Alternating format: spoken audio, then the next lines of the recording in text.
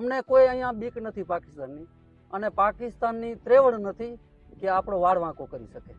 અને અમે ત્યાં શું ખાડાવાળી ધાર તરવાની એક જ ધાર છે કે કોઈ બીક રાખશું મત. પણ અમારું ગામ તો ક્ષત્રિયોનું ગામ છે, એટલે અમારા ગામમાં તો કોઈ સુરક્ષાની કોઈ જરૂર નથી લાંબી. લડાઈ થાય તો અમને કોઈ ચિંતા નથી, અમને શું થવાનું. આ હુંકાર છે બોર્ડર પરના ગામડાઓમાં વસતા સ્થાનિકોનો.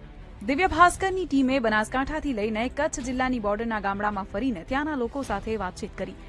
આપણે કચ્છ જિલ્લાના ધોળાવીરા ગામે આવ્યા છે. ધોળાવીરા એ સરહદનું છેલ્લું ગામ છે. અહીંયાથી પાકિસ્તાન લગભગ 40 થી 45 કિલોમીટર દૂર છે.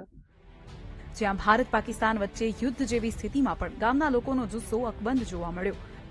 અહીંનો બાળક 12 વર્ષનું બાળક આ સરહદનો સંતરી છે, એવા કેટલાય દાખલા છે.